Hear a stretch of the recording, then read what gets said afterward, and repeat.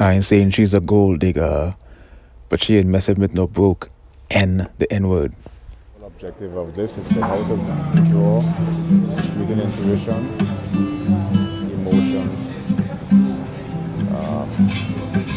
and cognition, of course, in some sense of direction.